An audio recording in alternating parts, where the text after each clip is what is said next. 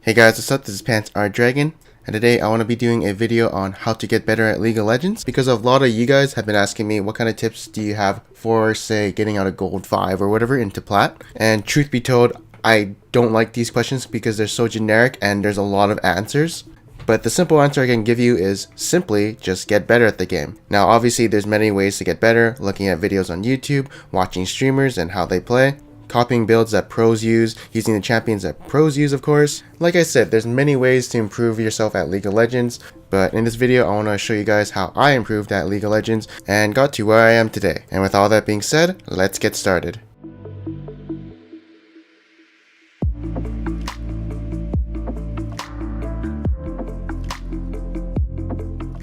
Alright, so first off, let's just go kind of down memory lane on how I improved in like Season 2.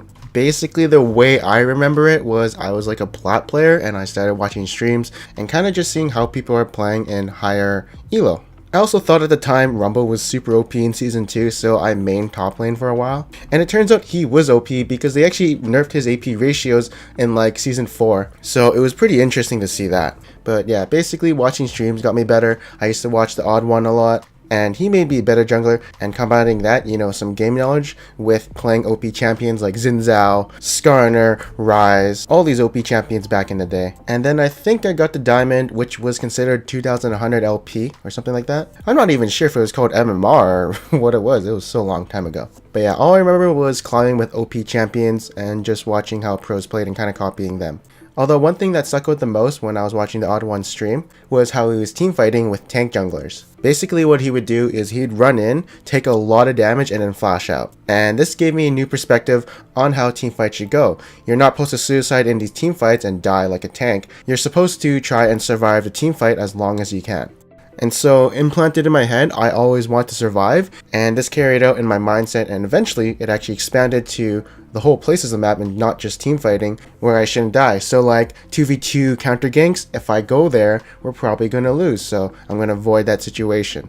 And yeah, basically after seeing Odd One trying to survive these team fights even after he soaked a lot of damage instead of suiciding, I had a different perspective of the game, and then I just realized that dying is for fools. Now, when I say you should watch streams to get better, you have to just try and get in a mindset of getting better, and the way to do that is you tell yourself you suck. I've been doing that since Season 1 and 2, and I got better.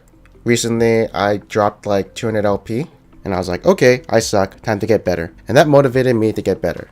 I don't need to watch streams, I can watch replays, because I can understand most of the things that they do. So I just need to see how they move around the map and how they react to certain situations. For the average player though, they might not understand why they're doing such a thing, and that's why the best streams or commentaries are going to be the ones which explain their decision making and thought process. Those are the most helpful ones, and you can learn a lot. Because if you understand what they're talking about, then you can implement that in your own playstyle.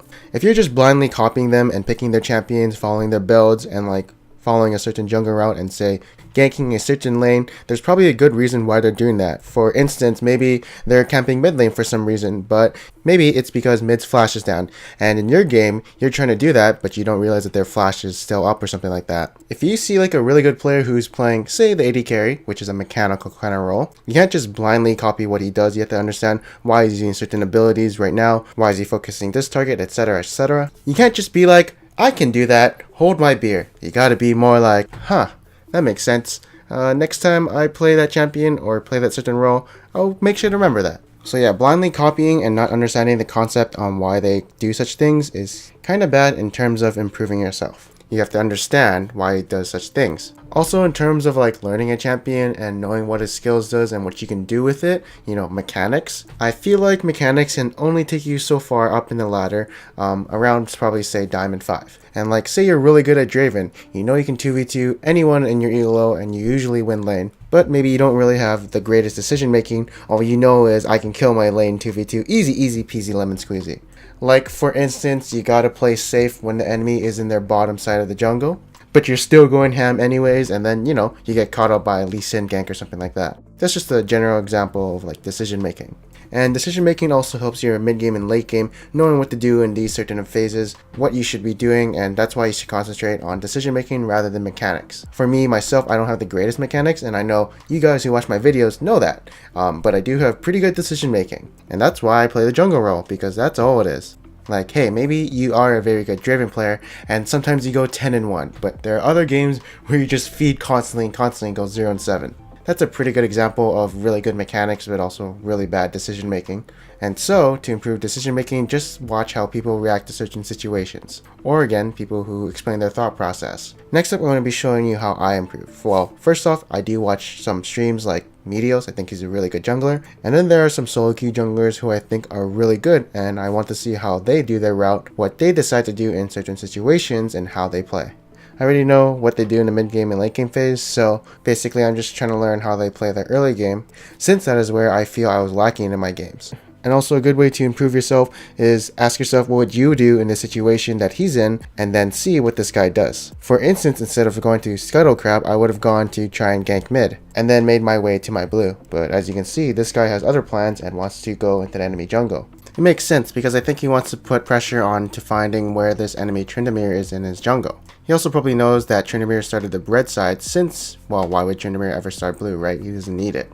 He then ends up killing Tryndamere, and as you can see, he was about to go to the blue, and then he sees that Draven is in trouble and the enemy bot lane is overextending, so he does see some free kills. Now, the next thing that's interesting to me that this guy does is that he goes for a dive onto this Graves, which is something I don't think I would have thought to do. I probably would have done some counter jungling and try and get the Tryndamere's blue, but now I see that I should be looking out for more tower dives if possible around the map.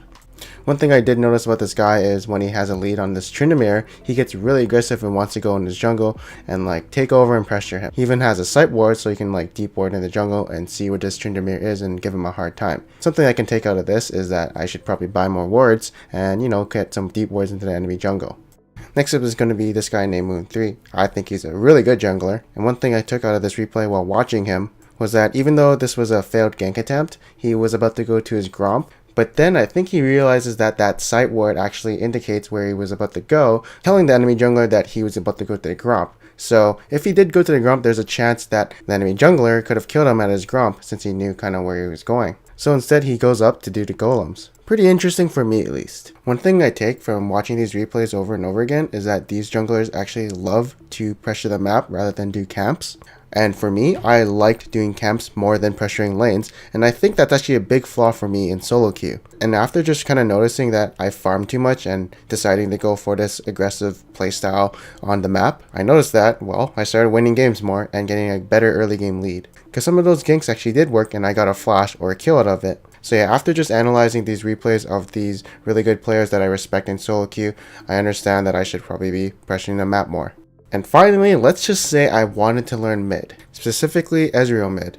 Now again, if you want to get better at mechanics, then you just analyze why he's using this skill at this time, and hey, maybe a thought might come up where you would use a skill in that position, but apparently this guy didn't, so you try to understand why he didn't do that skill. Just an example if you want to improve at mechanics. For me, I just want to get better at mid lane in general, and right here I see that he's starting to push out the lane immediately, which indicates to me that he wants to get the level 2 first. And so I guess that's why he's pushing aggressively. I guess he's not scared of the Nidalee ganks since he values harass over escape. And as you can see here, this is why he's not scared of the Nidalee ganks, because a ward is placed down here. And it's pretty smart that he puts a ward right there, since it is the time where the jungler should usually gank the mid lane or something. It's kind of weird to see the ward here because usually a Nidalee will go a camp the red buff to blue buff or the other way around. I guess I'd safely have to assume that he thought Nidalee started the blue side buff. And right here he puts another point of the W because I think he knows where Nidalee is, so he's not really scared of any ganks. And then right here he's just setting up some easy last hitting at the tower. One thing you can also take note is that he starts playing up to the right side of the map because he knows that Nidalee is on the left side. So if a gank is happening, it would probably come from the top side river. So it does look like he wants to avoid that side. Then as you can see, he's trying to push the lane and harass the enemy as much as he can before he goes back and recalls. And then recalls on the side that Nidalee shouldn't be on yet. Next he gets finally back the lane, and as you can see here, he's not pushing the lane at all. He wants some of the enemy's creeps to kill his creeps so Viktor loses some CS. Then when finally Viktor comes back, he starts moving and, does stuff. And yeah, I kind of get the gist of how he plays AP Ezreal in the mid lane. He doesn't really go for auto attack harasses because I think he knows he'll probably lose these trades. And here's a pretty interesting note for a mechanical play that he does. So it looks like he's going in the Fog of War, trying to snipe out Viktor with his ultimate because, skill shots are better when it's coming from the Fog of War. And it looks like he's also trying to avoid as much creeps as he can so he can get that maximum damage output on his ultimate. Anyways, these are just some examples that I look into when I'm looking and analyzing a replay on how I can improve my own game. And since I understand some of these concepts that I see, I'll put that into my own gameplay and see how it goes. Thank you guys for watching this video, and hopefully this video was useful to you.